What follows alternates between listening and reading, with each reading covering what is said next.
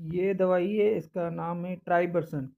एक ट्राइबरसन वो होती है जो बड़े जानवरों को इस्तेमाल होती है, लेकिन ये ट्राइबरसन का सिरप है जो कि ओरल सस्पेंशन है। ये पानी में हल करके आप दे सकते हैं। ये मुर्गियों में जरासीमी बीमारियों के इलाज के लिए होती है, और ये नीचे लिखा हुआ है। और इसका तरीका इस्तेमाल भी इसमें लिखाया हुआ है। 30 सेंटीग्रेड के कम दर्जा हरारत पर रखें, सूरज की रोशनी और नमी से बचाएं, बच्चों के इस्तेमाल से पहले हिलाएं। ये सारा चीज़, और इसमें